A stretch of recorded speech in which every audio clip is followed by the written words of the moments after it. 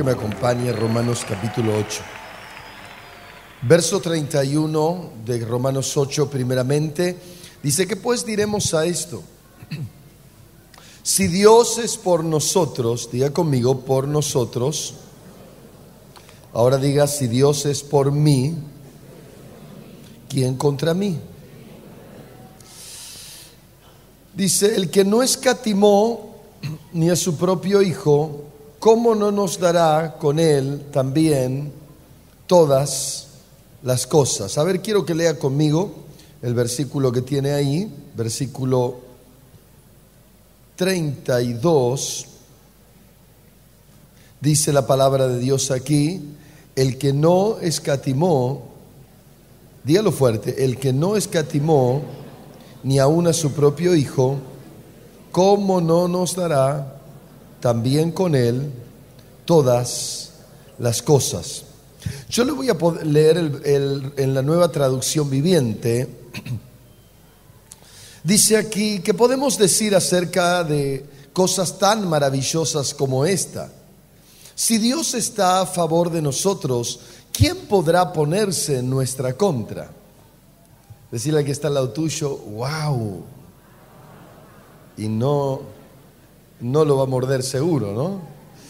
Pero fíjese qué bueno lo que dice esta versión. Dice: si Dios está a favor de nosotros, ¿quién podrá ponerse en nuestra contra? ¿Cuántos dicen: Dios está a mi favor? Bien, entonces usted no tiene problemas, nadie puede estar en su contra. Y si alguien lo está, va a tener problemas graves.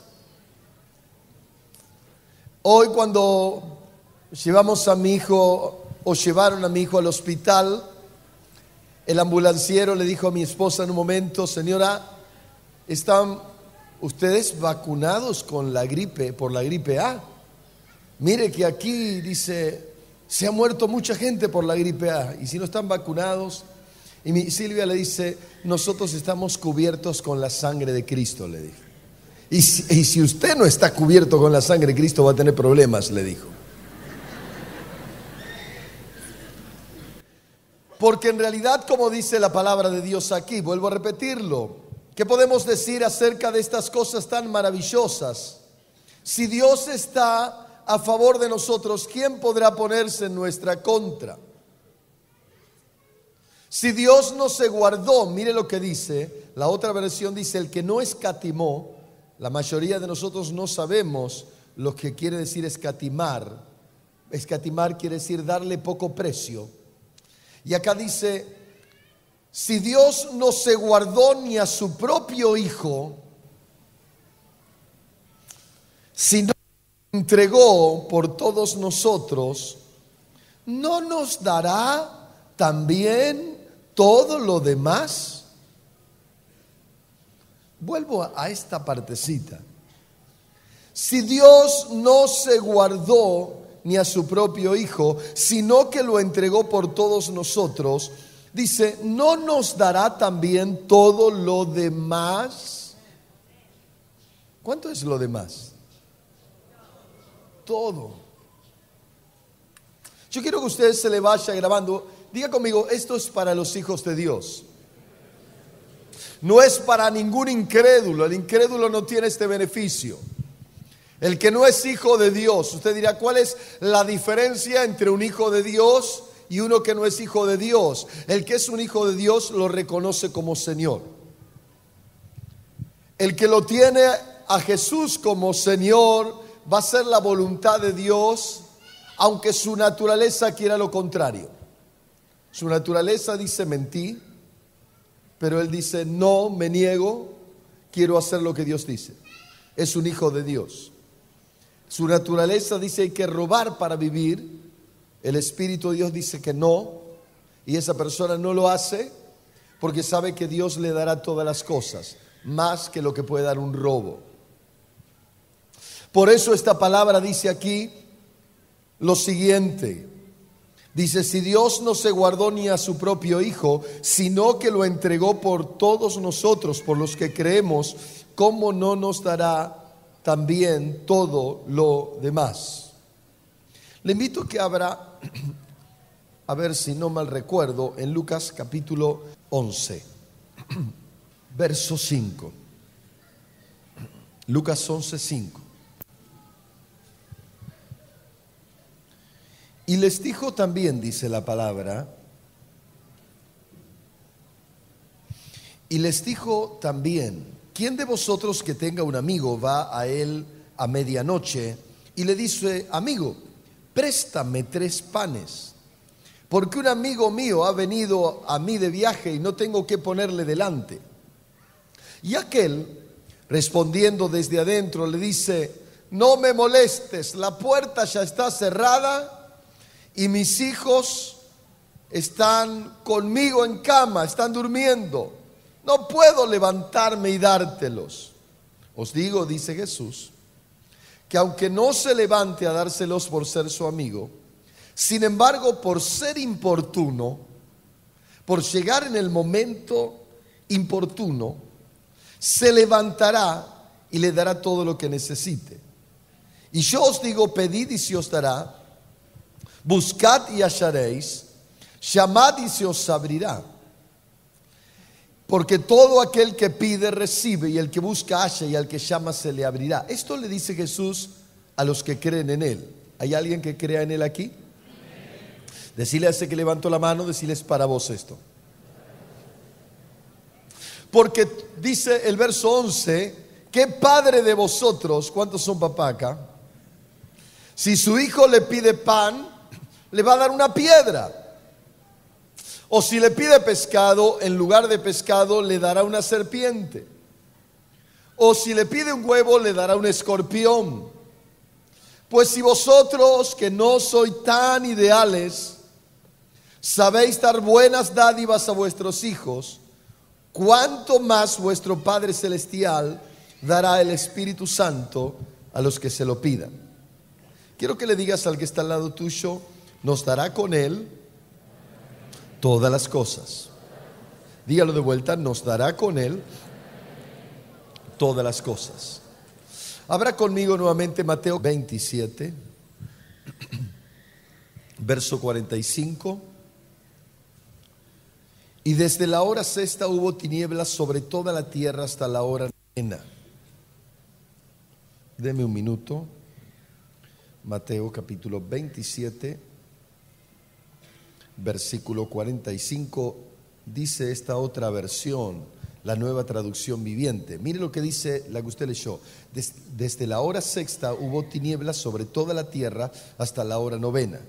El verso 45 de la Nueva Traducción Viviente dice, al mediodía la tierra se llenó de oscuridad hasta las 3 de la tarde.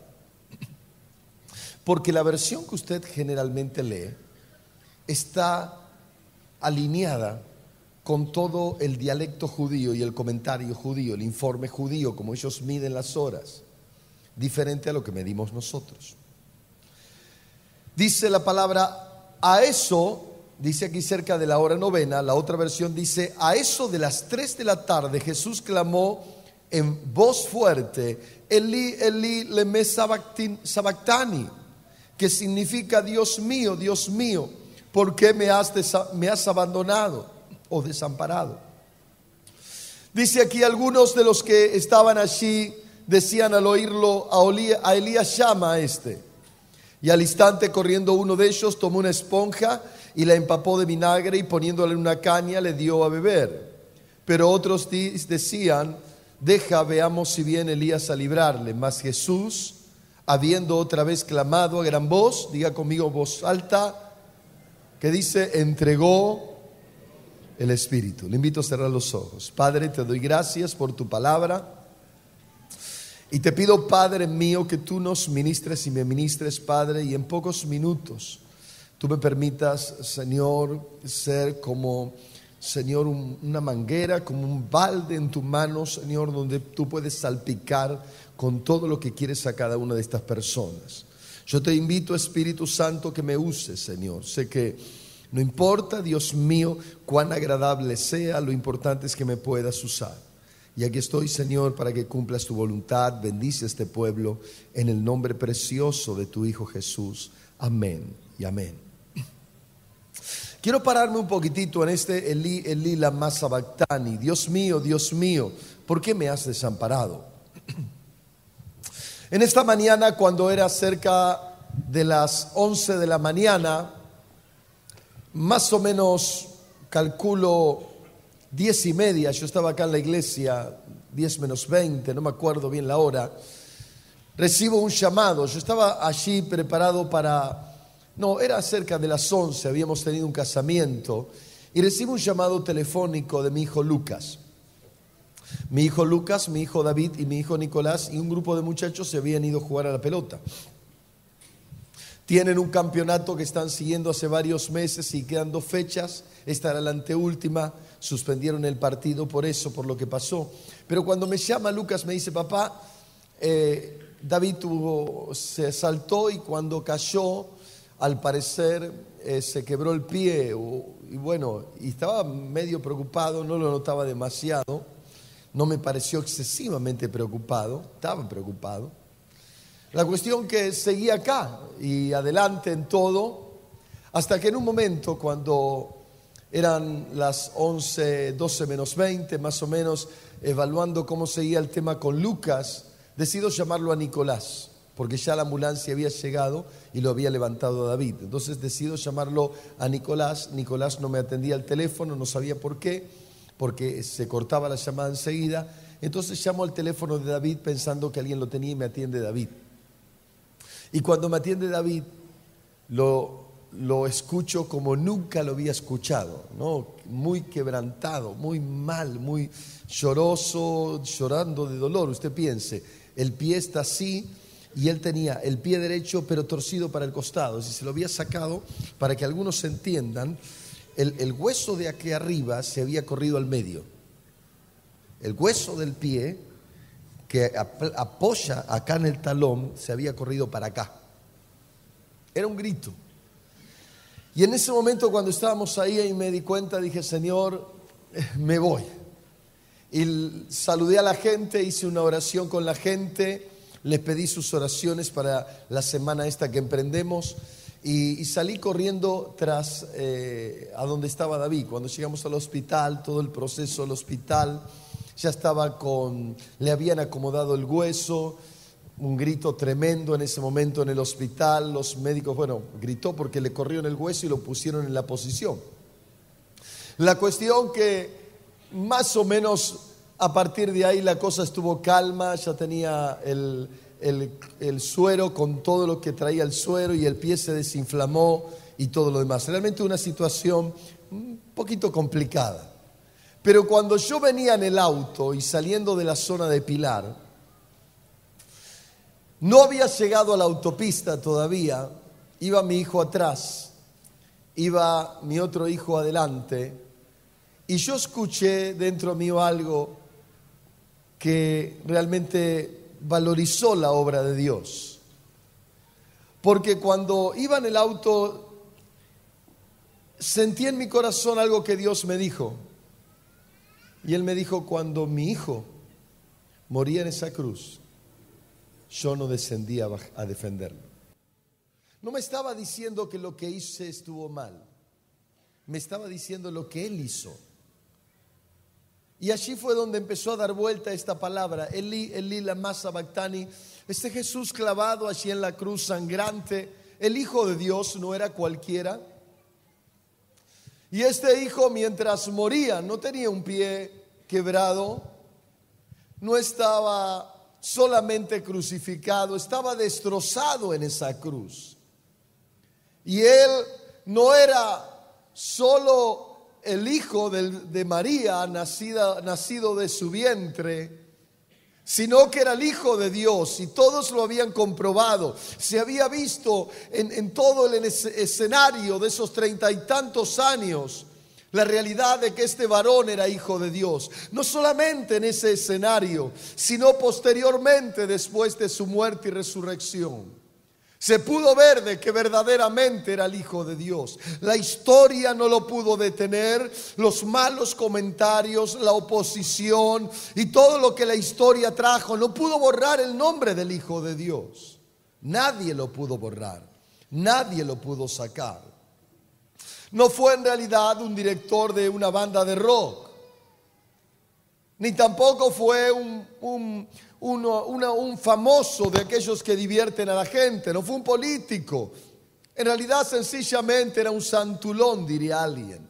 Alguien que promovía la vida ordenada, una vida diferente. Por eso cuesta más entender que su nombre haya proliferado tanto. No quedan dudas de que era hijo de Dios. Pero cuando ese hijo de Dios estaba allí muriendo, allí surge esa frase: Elí, Elí, lama sabactani, Dios mío, ¿por qué me has desamparado? Yo quiero detenerme hoy en dos personas. La primera persona que quiero reflejar es el hijo muriendo.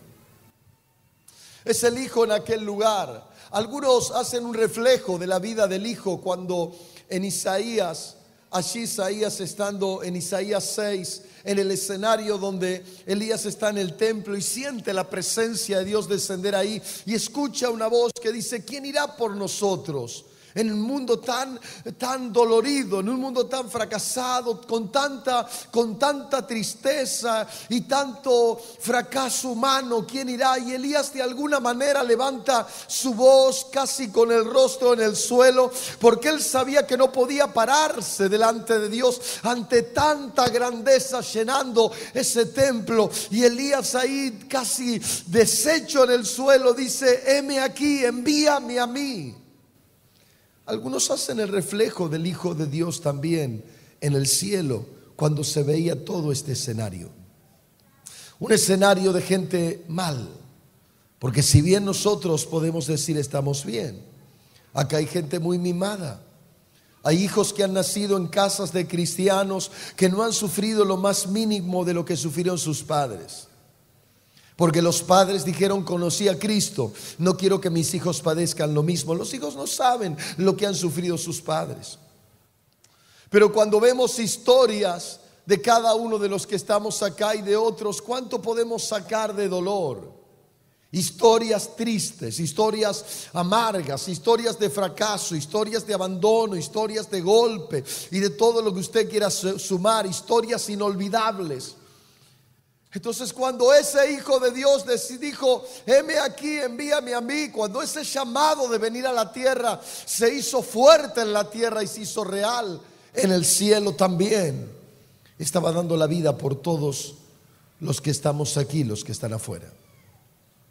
Pensar en el escenario por el cual daba la vida era pensar en un escenario monstruoso. Días atrás yo contaba la historia de Ted Bundy, el primer reconocido violador serial de los Estados Unidos. Mató cerca de 100 personas, 100 mujeres. Se encontraron algunos cuerpos nada más, porque las mataba, las enterraba, las descuartizaba, muchachas jóvenes. Y la cuestión que este hombre, cuando estaba para ser ejecutado en la silla eléctrica o en la cámara de gas, no sé, no recuerdo, ese hombre tiene un encuentro con Dios. Algunos dirán: no puede ser. Sí, no sé lo que pasó. Allí apareció también un pastor y comenzó a hablarle, y este hombre habló de todo. Y no solamente habló Ted Bundy antes de morir, sino que recomendó a la sociedad que venía, es decir, a nosotros, diciendo: cuidado con la pornografía y todo, porque yo fui preso de eso, dijo. Eso me llevó a lo que fui. Pero cuando uno mira a un personaje como este, uno dice: pero ¿realmente Jesús puede dar la vida por alguien así? Realmente diríamos no. Los que somos, permítame ponerme de ese lado, buenos, diríamos: ¿cómo puede perdonar a este criminal que mató 100 mujeres? Y mucho más si alguna de esas mujeres hubiera sido nuestra hija o nuestro familiar. Cuando este hijo estaba allí en la cruz diciendo: Elí, Elí, lama sabactani, él tenía toda la oportunidad de bajar de ese lugar. Él no era un cualquiera, era el Hijo de Dios, alguien respaldado angelicalmente. Había millares de ángeles que estaban a su favor. Él podría haber bajado, pero había una causa que lo detenía ahí. Una sola causa. ¿Y sabe cuál era esa causa? Pagar el precio del castigo del pecador. No importa cómo fuera. No importaba si fuera un hombre que abandonó la familia, un violador, un asesino, un mal padre, un mentiroso o lo que fuera. No hay medida de pecado. Él estaba dando la vida por el pecador. Él podría haber descendido de aquel lugar, pero hubo un problema en ese momento ahí, en el cual el hijo dijo: Elí, Elí, lama sabactani. Y usted dirá, ¿cuál problema? El problema era que el hijo estaba cargando en ese momento todo el pecado de la humanidad. Todo. Absolutamente todo. Todo lo sucio del pecado estaba cayendo sobre él. Imagínese toda la homosexualidad que estaba. Alguno dirá, pero ¿qué tiene de malo ser homosexual? Está en contra de la voluntad de Dios. Es rebeldía a lo que Dios ha creado para el ser humano. Toda caía sobre él. Toda la prostitución, todo el abuso de niños, todo el odio que engendra una criatura violada y millones y millones y millones de personas violadas. Todo estaba cayendo sobre él. El peso que tenía el hijo sobre esa cruz era un peso insoportable. Por eso nadie murió como él. No hubo nadie. Usted dirá, ¿por qué lo azotaron tanto? Porque en realidad los demonios querían que él retrocediera. No era un castigo, era la forma de doblarle el espíritu para que él no muriera por nadie. Era en ese momento el mejor momento para sentir la presencia del Padre. Y no solamente cargó con el pecado, cargó con el sentimiento que siente un pecador, de sentir que Dios no está con él. Por eso lo más difícil que fue para el Hijo de Dios no fue llevar el pecado, sino sentir que el Padre no estaba con él. Era su Padre. ¿Por qué no descendió? Porque en realidad el Padre, y aquí está el segundo personaje, ese Padre Santo. Todos declaramos y creemos que Dios es santo, y es verdad. Y tengo una mala noticia para alguno: que nadie que no sea de Él, que nadie que no viva en santidad entrará al reino de los cielos. Usted dirá, ¿por qué? Porque en realidad es un Dios santo. No es un Dios inmundo, no es un Dios sucio. No es que usted va a entrar al cielo y van a estar los mentirosos que lo estafaron en la vida caminando en el cielo, y el que defraudó tal vez a su compañera, el adúltero no arrepentido, va a estar en el cielo caminando, abrazando tal vez a una nueva mujer. Nada que ver. Algunos piensan que el cielo es un lugar donde entra cualquiera. Nada que ver. Tiene que reconocer al que pagó la culpa, al que llevó el pago de nuestra culpa, al Hijo. Por eso cuando el Hijo allí estaba muriendo en esa cruz, el Elí, Elí, lama sabactani, decía: Dios mío, ¿por qué me has dejado? Porque tenía que llevar la soledad que siente el pecador sin Dios. Muchos de nosotros hemos olvidado esa particularidad. El problema más grave no es pecar, sino sentirse vacío. El problema más grave no es cuánto daño produce un pecado, aunque la mayoría llora por la consecuencia, sino saber que Dios está muy lejos por causa del pecado. Por eso el segundo personaje, el Padre, cerró el cielo. Dice que un cielo nublado cerró el lugar, y en ese momento el Hijo que estaba crucificado miró el cielo y allí dijo: Elí, Elí, lama sabactani. El Padre no podía, ese Dios santo, ver el pecado que ese Hijo estaba llevando. El Hijo había decidido dar la vida por el pecador. Por eso, y no extendiéndome demasiado más, Romanos dice: el que nos dio a su propio Hijo, ¿cómo no nos dará con Él también todas las cosas? Creo que sencillamente usted y yo tenemos que aprender a pararnos allí en el lado del Hijo unos minutos, aprender a vivir del lado del Hijo, aprender a sentir lo que el Hijo pagó por mí. el Hijo llevó todo mi pecado, no importa cuál sea. Aún la consecuencia del pecado. Como dije al principio, cuando fue mi esposa allí al hospital, la gente tenía miedo a la gripe A. Y la verdad es que estaba complicada la cosa, porque había una muchachita que estaba en un cuarto aislado. Esa niña tendría tal vez unos 17 años o 16. Una de las doctoras dijo: tiene tuberculosis y también tiene gripe A. Y tenemos que tratar, le decía un doctor, las dos cosas y combatir los dos. Usted viera el cuerpo de esa niña. Yo le calculo que no pesaría más de 35 kilos y tendría esta altura. Sus piernitas calculo que serían así. Y la gente que entraba por ahí entraba con barbijo porque tenía miedo. Vivimos en una sociedad difícil, la gente no entiende. El ser humano se cree inmune, incapaz de ser derribado ni vencido, pero la realidad es que todos los que estamos aquí, o por lo menos la mayoría, hemos sido vencidos por la vida. La vida nos puso un tropezón, nos golpeó, nos derribó, y allí, cuando no dábamos más, nos acordamos del crucificado. Ahí fue donde en ese momento pudimos entender que el Hijo estaba dando su vida en la cruz, como diciendo: ¿hay una oportunidad más? Sí. Por eso fue necesario el Elí, Elí, lama sabactani. Yo no dejé a mi hijo por la congregación. Estaba bien respaldado por los que estaban conmigo. Había tal vez mejores predicadores que yo hoy a la mañana,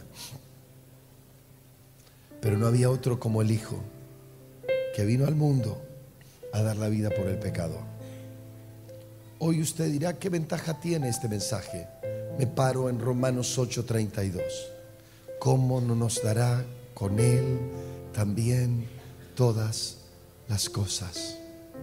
¿Cómo no nos dará con Él también todas las cosas? ¿Cómo no nos dará con Él también todas las cosas? Piense en todas las cosas. Párese unos minutos en todas las cosas. Y es el momento, ¿sabe qué? De pararse de alguna manera como una autoridad espiritual y decir: si me dio su Hijo, me dará también todas las cosas. Es como tener una semilla de mostaza en la mano. No veo nada, pero puedo entender que detrás de esa pequeña semilla, de una medida de cabeza de alfiler, hay allí un árbol escondido, y detrás de ese árbol centenares de semillitas de mostaza escondidas, y detrás de cada semilla hay centenares de árboles escondidos. Es decir, que detrás de esa semilla, como una cabeza de alfiler, hay un bosque. Cuando yo miro al Hijo, yo debo entender también que en esa muerte y en ese sacrificio, en ese Elí, Elí, lama sabactani, ¿por qué no salió de ese lugar? Lo hizo por mí. Porque el Padre no descendió a liberar a su Hijo, porque lo hizo por mí. Seguramente no soy el más ideal. De hecho, la mayoría de los que estamos aquí no somos ideales. Pero el Padre no descendió hasta donde estaba su Hijo para librar a su Hijo por amor a ti. Y si Él no descendió, Él dice: si yo te he dado mi Hijo, ¿cómo no te voy a dar con Él todas las cosas? No solamente a mi Hijo, todas las demás insignificantes cosas: la salud, la vida, las fuerzas, un espíritu diferente, la gracia, el dinero y todo lo necesario. Si te he dado mi Hijo, ¿cómo no te daré lo demás? Hace poquito tiempo, una madre extravió a su hija, y la cuestión que fueron horas desesperantes. Esa madre tampoco obró como Jesús, como el Padre, perdón. Esa hija desapareció tal vez por deseos propios, pero la cuestión que esa madre estaba desesperada buscándola por todos lados. Y cuando yo miraba esa historia y miro la historia del lama sabactani, Dios mío, ¿por qué me has desamparado? Un padre que no desciende a liberar a su hijo. No puedo entender por qué lo hizo por mí, por qué lo hizo por ti, por qué lo hizo por otros. Si nosotros no estamos a veces dispuestos a dar, no solamente quizás pensando en un hijo, no estamos dispuestos a dar nada, muchos de nosotros. No queremos perder nada. Algunos vivimos plantados en el egoísmo, en el enojo, en los celos, en la competencia, enojándonos por lo que tenemos, por lo que perdemos, nos amargamos por lo que no viene. No damos mucho. Pero la historia dice que Él dio a su propio Hijo y con Él todas las cosas. Yo quiero en esta noche invitarte a pararte para reconocer al Hijo y luego para entender que Él también te cedió todas las cosas. Por eso fue necesario que ese maravilloso judío muriera en una cruz. Por eso fue necesario que de ese pueblo tan precioso llamado Israel saliese el Salvador del mundo. Yo quiero invitarte, cierra tus ojos. Si en este momento tú tienes que valorizar al Hijo, ponte de pie. Tal vez eres el más inmundo de esta congregación después de mí, el peor pecador después de mí. Tal vez tú eres una persona que en esta iglesia te consideras de poco valor. El lila más sabactani es señal de que el Padre dio a su Hijo por ti. Yo te invito a levantar las manos al cielo y decirle: Señor, si me diste tu Hijo, ¿cómo no me darás con Él también todas las cosas? Todas las cosas. Con tu mano en alto mira al Hijo. Cierra los ojos. Al que está sentado en el trono, en el trono, y al Cordero, y al Cordero sea el honor, sea el honor,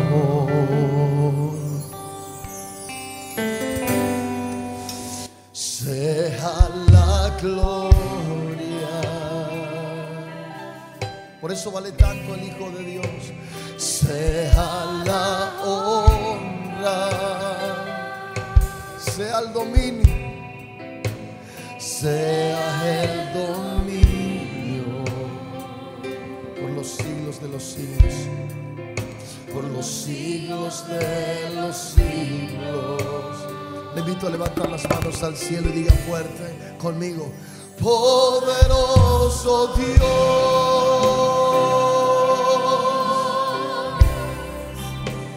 poderoso Dios,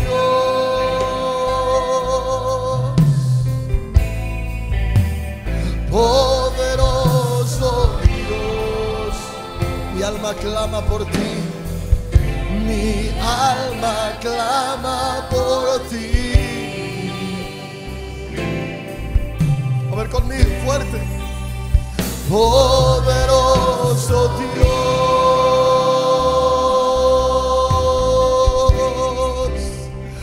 poderoso Dios. Grítalo. Poderoso Dios, mi alma clama por ti, mi alma clama por ti. Al que está sentado en el trono, al que está sentado en el trono, en el trono, y al Cordero, y al Cordero, sea el honor, sea el honor, hoy sea la gloria, vamos, sea la gloria, sea la honra, sea la honra, sea el dominio, vamos, sea el honor. los siglos de los siglos. Vamos. Por los siglos de los siglos. A ver si lo grita bien fuerte conmigo. Poderoso Dios. Vamos. Poderoso Dios.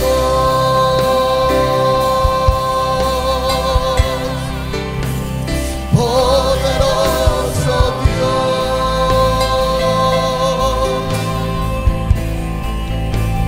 Poderoso Dios. Mi alma clama por ti. Mi alma clama por ti. Grítalo fuerte conmigo. Levanta la voz y dilo, vamos. Poderoso Dios.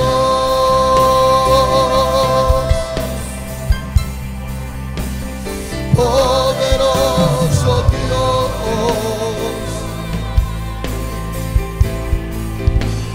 Poderoso Dios. Mi alma clama por ti. Esta palabra dice: ¿cómo no nos dará con Él también todas las cosas? ¿Sabe por qué dice cómo? ¿Sabe por qué dice cómo? Porque hay un momento en nuestra vida donde debemos entender que todavía hay más. Si todas las cosas hubiesen estado al alcance de todos ellos, le hubiera dicho: por eso nos dio todas las cosas. Pero ese cómo está diciendo: todavía hay una oportunidad más para que luches por eso que está en tu alma y todavía no alcanzaste. Hay una oportunidad más para soñar con esa semilla de mostaza. Hay una oportunidad para creer que esa sanidad se va a hacer posible. Hay una oportunidad para creer de que Dios todavía tiene cosas mejores que las que perdiste hasta hoy. ¿Cómo no nos dará con Él también todas las cosas? Hay una oportunidad para empezar de vuelta. Es el momento para desatar esa fe y decirle: Señor, llegué de esta manera a esta iglesia esta noche, pero Padre mío, de esta iglesia voy a salir de otra forma. De esta iglesia voy a salir con una visión sobrenatural. Hace unos días atrás, un padre me dijo: pastor, mi esposa quiere tener un hijo más, pero la verdad es que hay ciertos temores con la economía que vivo y lo que pasa en el país. Dios dice: ¿cómo no nos dará también con Él todas las cosas? Dios te está diciendo: venga lo que venga, no tengas temor, porque yo estoy contigo para proveerte, para defenderte, para sanarte, para bendecirte y para darte mucho más de lo que te imaginas. Poderoso Dios, dígalo fuerte. Poderoso Dios. Grítelo con el alma, vamos. Poderoso Dios, amado Rey. Poderoso Dios, mi alma clama por ti. Vamos. Mi alma clama por ti. Poderoso Rey. Dígalo conmigo, vamos. Poderoso Dios.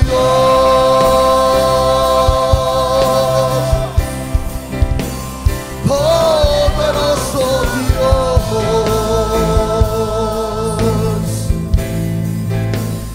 Poderoso Dios. Mi alma clama. Mi alma clama por. Una vez más. Una vez más, una vez más, grítalo con el alma, dilo conmigo, vamos. Poderoso Dios, grítalo. Poderoso Dios, mi alma clama a ti. Poderoso Dios, mi alma. Por eso, en este camino no importa quién es el que viene, Por eso Jesús tomó a una mujer de la calle, hallada en adulterio, y la hizo su sierva. Por eso agarró allí un endemoniado gadareno y lo hizo el predicador de 10 naciones. Por eso tomó un asesino llamado Pablo y lo hizo evangelizar toda Europa, Asia. A Dios no le importa lo que toma, porque lo importante no es lo que toma, lo importante es Él. Lo importante no es cuán valiosa sea la herramienta que Él toma, lo importante es quién maneja esa herramienta, quién la eligió. Con eso quiero llevarte en esta noche. Muy posiblemente aquí hay de ese tipo de personas que sienten que valen poco. Me gusta algo que dice Job 2:8 o 2:7. Y lo expliqué en otra prédica, que Job tomaba un pedazo de vasija rota. Poderoso Dios,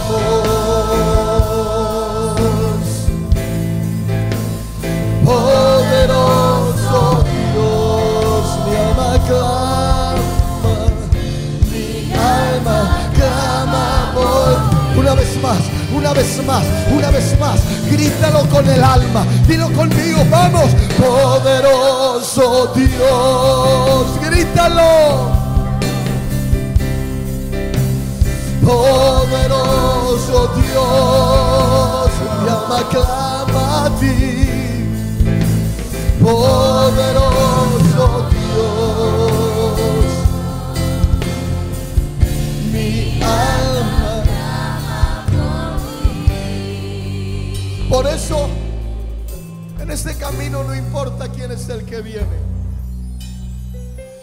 Por eso Jesús tomó a una mujer de la calle, hallada en adulterio, y la hizo su sierva. Por eso agarró allí un endemoniado gadareno y lo hizo el predicador de 10 naciones. Por eso tomó un asesino llamado Pablo y lo hizo evangelizar toda Europa, Asia. A Dios no le importa lo que toma, porque lo importante no es lo que toma, lo importante es Él. Lo importante no es cuán valiosa sea la herramienta que Él toma, lo importante es quién maneja esa herramienta, quién la eligió.